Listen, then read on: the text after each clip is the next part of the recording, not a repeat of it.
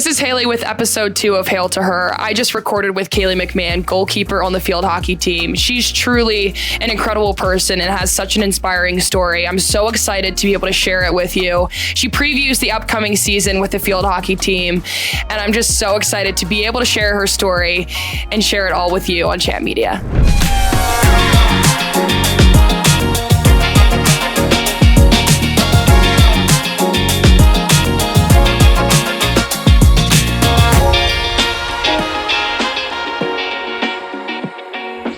Welcome back to episode 2 of Hail to Her. I'm Haley Polk, and I'm so excited to introduce our second guest ever, Caylie McMahon. Caylie, thanks so much for being here. Thank you for having me. I'm super excited. All right. Michigan field hockey goalie, Boston native. You have truly an inspiring story that I've always been so excited to talk about, and I'm so excited to have you share it today. But I want to start from the beginning. Your early path, your recruiting chaos, if you will. Let's talk about where it all started. Back in 2020, you're originally committed to Stanford. Then they suddenly cut their program due to COVID, and you're going through recruiting once again. What went through your mind when that happened? Yeah, I mean, obviously it was a crazy moment. I committed to Stanford as a freshman, so super early before the new rules came in where you can't commit till later. Graduated high school during COVID in 2020 and was 1 month away before going out to California, moving across the country. And we had like a 15-minute Zoom call with the athletic director. And he said all 11 programs on the Zoom call were no longer varsity sports after this year. So I was shocked. It was like definitely one of the craziest moments. I was actually at my friend's house and then drove home, called my parents, was sobbing. It was kind of just like a complete 180. What I thought my future held, it was just completely torn away. So ended up deciding to take a gap year, and then, yeah. So tell me about your gap year. I know it was in London. What led you to make that decision, and what did that year in Europe teach you? Yeah, so after Stanford cut the program, one of the other girls in my class who was also going to be an incoming freshman was from London, and I called her and was like, what are you going to do? This is crazy. We had 4 years all laid out, and then she was like, oh, well, you should just come over here and come live with me and come play field hockey. And after a little bit of thought, I was like, you know what, why not? So basically was home alone, was like, I'm going to take a gap year, elected to take a gap year at Stanford, and then booked my flight to England and was there from like end of August until December. So it was amazing. It was definitely one of the best experiences of my life. I was 18, had no responsibilities, just moved to London. Just had to be at the field for practice and definitely learned a lot about myself. I mean, I came from a really small town where everyone knew everybody. So like I moved across the world without knowing anybody. And you really figure out like who you are when you have to show it to new people.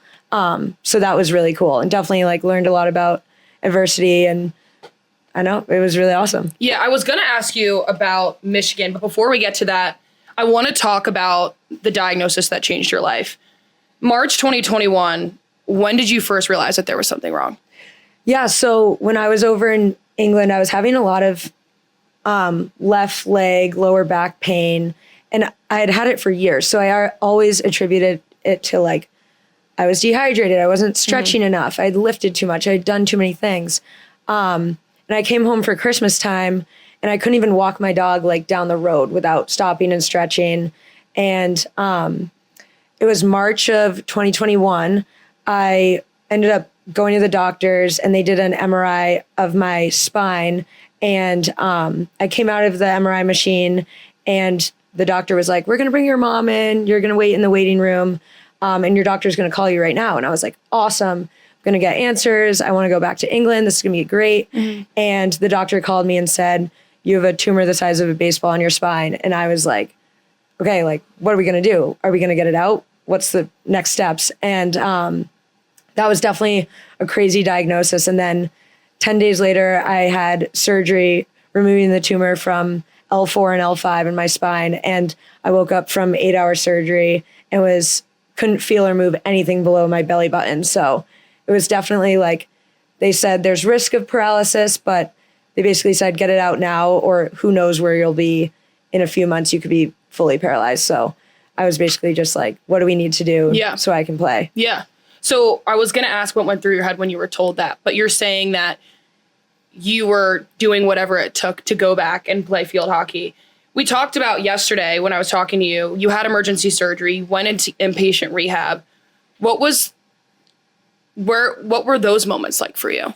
Yeah, definitely had to lean on my support system. Like my mom was with me when I got the diagnosis, and I always say that like your mentality is everything. And I never asked why me, why did this happen to me? I was just like, what are the next steps? What can we do? So I asked the doctor right there on the phone, like, are we getting out? What are we doing? Like, let's do it. Yeah. And then once I woke up, the doctors told my parents to get my house wheelchair accessible, and basically were like, we don't know if she'll ever walk again. Was in Boston Children's Hospital, which is an incredible hospital, for a week, and then got moved to Spalding Rehab in Boston, which is one of the best rehab facilities in the country. And they told me like, this is going to be a long process. Nerve damage takes a long time. And I basically they asked me what my goals were for rehab. And I said, I'm going to run out of your doors. Like, that's my goal. I'm going to run out of there. Yeah. And they laughed. They're like, no. We just get you good enough to be able to navigate your home. And my goal was to get back on the field. And I definitely had like the best support system in the world, from former teammates, my community. People were bringing dinners to my house every single night for my parents when they would spend the whole day with me at the hospital and then come home and like not have to worry. And I was just so grateful for my community. And I was getting messages of support from even people back in London. So it was amazing. And like, there was definitely some low moments, because I went from being a high level athlete to then I can't even roll over in bed. And like, I'm seeing my feet at the end of the bed, but I can't feel them. And then can't even stand at the sink, can't stand up, can't put socks on. So it was definitely kind of a reality check at 18 years old, trying to figure out, okay, like the only thing I could do is relearn to walk. Like that was the only option. Yeah. 99 days later. Yep. Not only did you run out of the door, you ran a 5K. Take me to that day. What did that mean to you? How did you do that? Yeah. How did you do that? So I was lucky enough to grow up in a community where we had a gym where it's a adaptive fitness, like unified fitness gym. So different, like people with different disabilities go and lift, and it's owned by Brendan Alward, who's one of like my favorite people in the world, one of my best family friends. And he put on a unified 5K, and it basically was like an accessible 5K for everyone.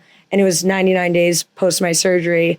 And the day I got out of surgery, he texted me and he was like, this is going to be the goal. We're going to do this. You're going to do this. So that was always my goal, to be able to run that. And it was kind of like my milestone. So like I left rehab, I was in a wheelchair, I had a walker, and then I left with a cane.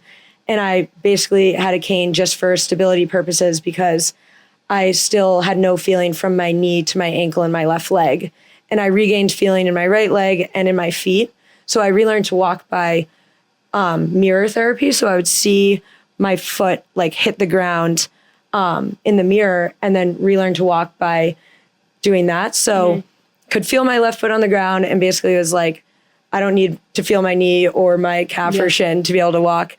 So that 5K day was like a huge milestone. And all of my best friends, family came, and the whole community was super supportive. I like drew lines on my leg where I couldn't feel it, and was basically like, I'm going to do this. And some of my best friends ran right next to me, and it was awesome. It was a day I'll never forget. Like I crossed the finish line, and slowing down was definitely one of my hardest things to figure out when relearning to run and walk, like acceleration and deceleration. So I ended up just bear hugging my trainer, Brendan Alward, who put on the 5K, and it was like tears. It was amazing. It was incredible. That's amazing. And speaking of milestones, you're at Michigan. It's your 5th year. How did Michigan come into the picture at this time? Yeah. So when I was on my gap year in England, I was like reassessing. Stanford had just cut the program. I was going through recruiting all over again, and obviously couldn't take any visits because I was overseas and it was COVID. So I did a lot of virtual calls and had calls with the coaches here. And one of my best friends from home, Alana Richardson, forever, she was committed, and she was kind of like, hey, like Stanford, or hey, Michigan needs a goalie. Like Stanford just cut the program. you should try it out. And my first practice over in London, I met a Michigan alumni, Meg Douthwaite, who had just graduated from Michigan Field Hockey. And she was like, you got to go. It's the best place on earth. Yeah. And I'd never visited Michigan. And I basically had only heard amazing things about it and was like, I want to make my own assumptions. I basically took a shot in the dark, and it was the best decision I've ever made. Wow. So committed without ever visiting. And then when I got diagnosed with the tumor, I basically called Marcia Pankratz, the head coach at the time, and was like, hey, I have a tumor. I'm getting it out. I'll see you in August. I'll be there. Don't worry about it. Like, I'll be there.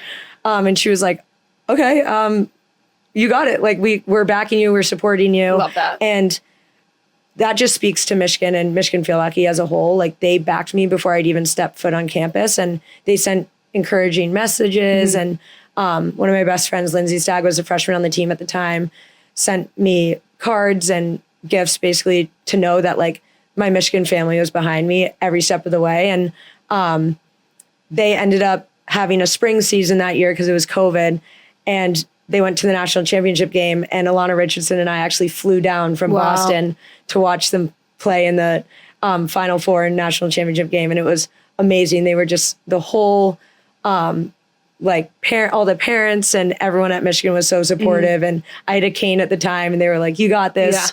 But it was great. And I mean, Michigan's the best decision I've ever made ever. So That's awesome. Yeah. And I think to go through what you went through and to be competing for a national championship program speaks to you and speaks to your your challenge and your progression through all this adversity.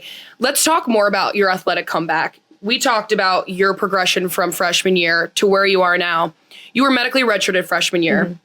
What was it like being part of the team but not playing in a game? Yeah, obviously being a redshirt is hard anywhere you're at. I was lucky where I had incredible teammates here at Michigan where they never made me feel left out. I mean, I committed late. I was a goalie. I was redshirted. I was injured. I was lifting and trying to build back strength because my legs were completely atrophied through the surgery. And I was trying to build back like muscle and movement and just get back to the field. And they were super supportive and always made me feel like I was right there with them, even though I wasn't technically competing. I was like able to practice towards the end of the season. And I just had, I owe it all to my teammates for just making me feel like I was right there the whole time. I love that. Then sophomore year, you're back and you're splitting time. How were you able to make the transition so smooth after being out for so long? Yeah, I definitely think even when I had the diagnosis, my number one goal was like, I will get back to the field. That's what would go through my mind. I just wanted to get to Michigan, wanted to be with my teammates. Every single day, like doing rehab, I was doing outpatient rehab for 2 hours a day, an hour away from my house. Like it was definitely a grind, and I wanted to be back on the field. And freshman year had the time to build strength and learn like what Michigan Field Hockey is all about, what competing at the Division I level, what it takes. So definitely that transition really did help in hindsight, and was able to play all in the spring, and then came into sophomore year and was like, let's do it. I'm ready to rock. And was splitting time with Anna Speakers, one of the best goalies to ever play at Michigan, and learned a lot from her. And it was awesome. I absolutely loved sophomore year. Was definitely a year I'll never forget, and being able to like put on the uniform and play in a game for the first time, like my whole family cried. It was awesome. It was amazing. Definitely a great experience. Yeah. Okay. Junior year, you're starting. Yep. How did it feel to be fully back, or did it feel like you were ever fully back? Yeah. It definitely was a really good feeling being like, okay, like this comeback is real. I'm going to do it. And starting was definitely awesome. It was a tough year, like Michigan Field Hockey standard wise, but to be able to play and be trusted by my teammates was everything, and just be as consistent as I possibly could. And definitely playing without feeling my left leg from my knee to my ankle is definitely something that I had to navigate and figure out, like, what are my cues compared to somebody else who can feel both of their legs. So yeah, definitely. But it was awesome. It was a great year, and definitely felt like, okay, this comeback is real. Wow. So senior year, you pull your quad, and then you tear your hamstring. These injuries revealed things about your body that you were still dealing with. And you faced challenges before, but you realized something was off. When did you realize that there was something wrong again? Yeah, I think obviously going from like you pull your quad, kind of have to sit it out, see what happens. And then immediately after tore my hamstring and I was like, this doesn't make sense. And I think from having back surgery, I have always had lingering things. And I mean, both my legs, like I to completely build back muscle, relearn to walk, just my gait and everything was completely from scratch from a few years ago.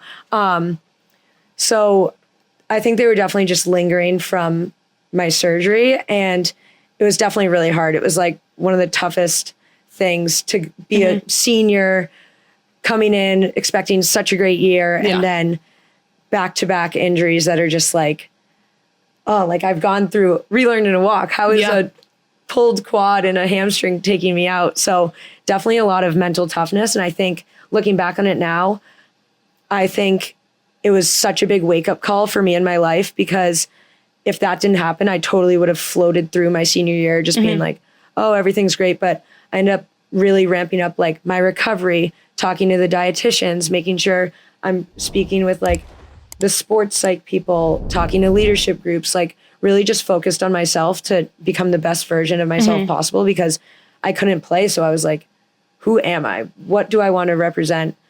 Who do I want to like be here at Michigan? What impact do I want to leave? And really dove into like everything Michigan has to offer off of the field. So even the career center, getting more involved in like clubs and stuff like that. And really just, I'm super thankful for it in the long run. But yeah, it was definitely hard to go through in the moment. Yeah. I want to talk about something like, I want to make it a little more lighthearted, but there was a time that you and I in the spring, we were playing Spicy Uno. You taught me how to play this game of Uno with all these crazy rules from your field hockey team. We were playing this game, and then the next week you were like, Haley, I can't play. Walk me through all of that. What happened? Yeah. So, in the spring, it was April 20th. It was Easter Sunday. And, a few days before, I was basically getting like numbness and tingling down my arms and my legs. And whenever I go to the doctor for checkups, they're always like, any new numbness or tingling? So I knew something was up. And I was getting like losing feeling in my arms and my hands, and then was just getting tingling all throughout my body, like down my legs, into my feet, on my back. And then on Sunday, I was in the shower and my hands went completely stiff. Like my hand was stuck and I was like, oh my gosh, what is going on? And my roommates ended up taking me to the hospital, and went to the Michigan hospital, was in the emergency room, and I lost feeling in both my feet, which that was how I relearned to walk the first time, was by feeling my left foot hit the ground. So then when I couldn't feel my feet, it felt kind of like they were asleep. So like when you get that tingling feeling, but they're just like asleep. Yeah. And they were numb. So I couldn't walk again, because that was how I relearned, like my brain relearned how to walk by feeling my feet on the ground. And I was in the hospital for 4 days, did a bunch of different tests, more MRIs. And basically my hands were like completely stuck. I couldn't move them. I couldn't type. I couldn't do anything. And like, luckily my mom was able to come, and my roommates were there with me, and I had a million visitors in the hospital. Like my coaches showed up, all my best friends were there. The nurses were so angry because you could only have like one visitor at a time, but we would pack people. The whole in hospital there. was full of Caylie McMahon It was just fans. filled. Yeah. It was awesome. But again, like felt all the love and support from Michigan and like my community. And it was definitely a scary time because I had no answers and I didn't really know what was going on. And it's still kind of unclear what exactly happened, but basically like my brain kind of gets to decide, pick and choose when it wants to paralyze parts of my body. So, and it can still do that anytime now. Yeah. And it can come randomly, go away randomly. And basically the only way to get better is to relearn, like reteach your brain how to move the parts of your body. So after I left the hospital after 4 days, my hands were still stuck. And I basically had to like look at my hands and try to close them. And then would do that for hours every single day and had all these different tools. The squishy balls. All these squishy balls and like foam things, putty, and my feet were still asleep. So I ended up having a cane all over again and kind of was back to that relearning to walk. Yeah. And had to get PT basically for 2 hours a day, every single day. And the doctors were basically like, you just have to keep doing all of your activities to reteach your brain how to do all your normal activities. So ended up having to do PT. My hands came back after like 2 weeks of just learning how to close them, open them. I would do a lot of like hand recognition things with different apps.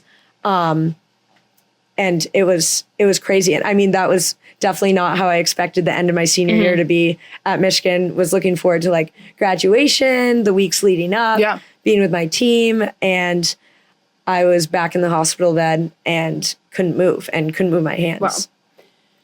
From the outside, people might not always realize what you're dealing with. Yeah.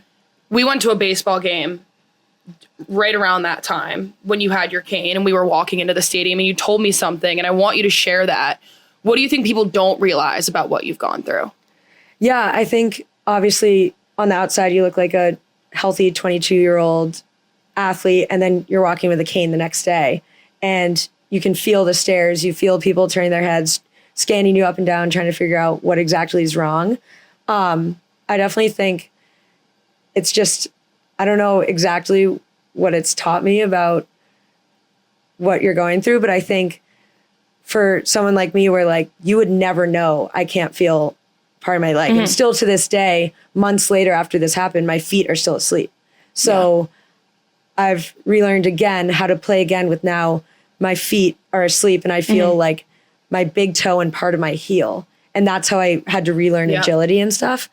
So I definitely think it's really wild to go from being like at the Division I level, playing at the highest level, super healthy. And then the next day I'm in the hospital bed and then walking with a cane again. And people are like, what's going on? Yeah. How, and just getting stares. And luckily I graduated from the cane, but I mean, you really just never know what people are going through. So, I mean, you don't have to stare. Yeah. So, I feel like, you know, I mean, your just persistence and your whole story has been so inspiring. That week, literally right after all this happened, you speak at graduation. Yeah. Like, how were you able to do all these things, enjoy your final semester with all of this stuff going on? Yeah. So I guess it happened right at the end of the semester. So my hands were stuck and I literally couldn't type, couldn't do anything. So it was right around finals and like I missed the Maisies, which is a big thing for student athletes. Yeah. And like the ESPYs. Like a fun night. Yeah. And I ended up having to actually voice type my entire speech. So the like Career Center basically told me I was doing the speech and I had like 2 weeks to prepare and my hands were stuck. So I had to voice type the whole thing. Yeah. And then on graduation day, I was like freaking out because I hate public speaking. It was a great speech, by the way. Thank you. I was freaking out. And my feet were still numb. And I was like, I just really hope I don't trip on the stage in these heels. So I got up there and I remember walking up to the podium and then completely blacked out. Like I don't remember any of it. And then I remember sitting back down next to my now head coach, Christy.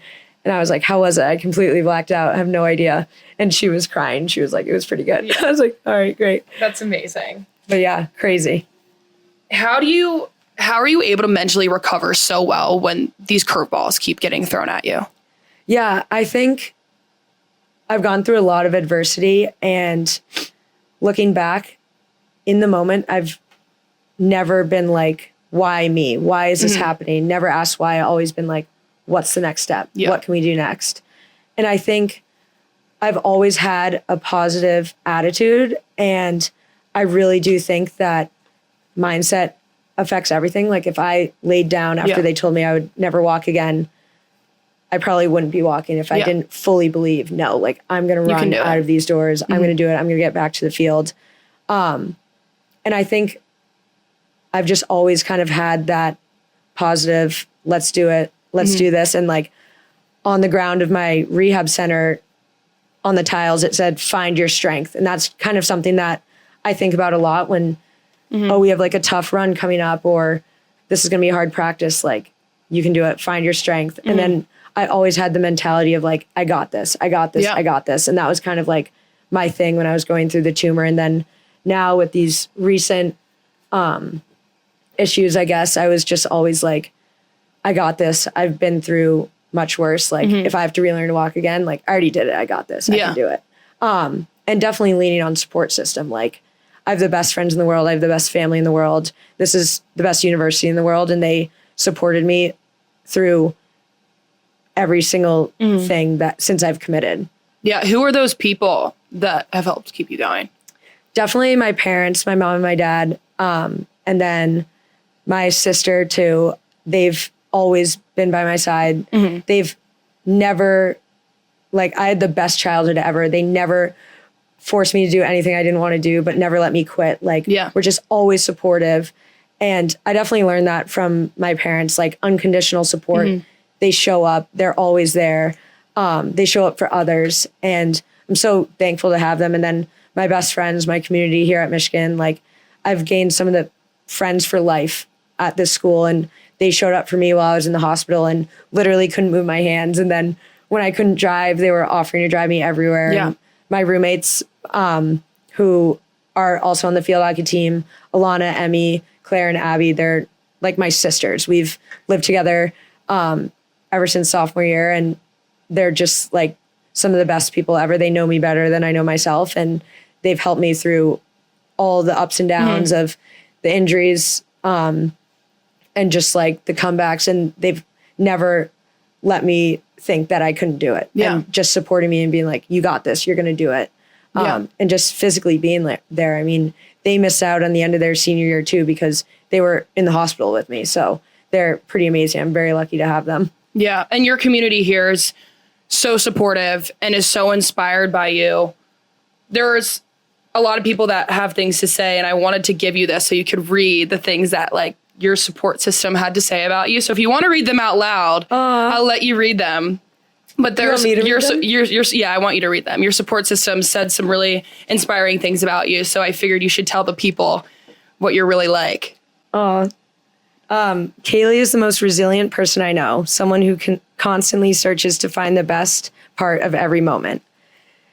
Another one. She taught me what it means to be a great teammate and has a knack for bringing people together. Her and I have been through it all since the sandbox, as we like to say. She goes into every day with the mentality that today is the best day ever, and that energy is contagious to everyone around her. She's everyone's go-to yes man and go-to hype man. Everyone needs a Caylie in their lives. That's so nice. What does it mean to you that you impact people this way? I mean, these are really nice things. That's so nice. It's true. I think that it's true. I do always say like it's the best day ever, and I always joke like I can't remember a day I've had a bad day. Like I can't remember a time I've had a bad time. And I mean, obviously I've just always wanted to be like the best teammate person I can be and like represent the Block M as well as I can. So these are really, really nice. Thank you for getting those. Of course. No matter what you've gone through, you've always had such a positive attitude. You've always been the light in every room. And I'm so glad that you are taking your 5th year, spending more time at this university. What made you want to come back again? Yeah, I mean, 4 years just isn't enough. This really is the best place ever. And I never want to leave. I always joke I'm going to stay forever. But definitely like my teammates, my community, the people, and just the resources at Michigan. Like being able to come back and do a 1-year master's through Ross definitely was a no-brainer. And like the academics, the athletics and just the people. And I was like, how could I give up competing on the field for another year with my best friends? Like, coming back for the team and playing for Michigan again, I feel like it's a no-brainer. So I'm super excited, and like being able to become as well-rounded as possible and take advantage of the resources like that we get here as student athletes. And so I'm very excited. I love that. All right. I want to talk about how you can inspire the next generation. You're obviously already an inspiration to us here, but a lot of this podcast is talking to young girls going through recruiting or going through athletics and trying to grow themselves. What advice would you give to a young girl who feels like giving up after an injury or some sort of setback? What advice would you give?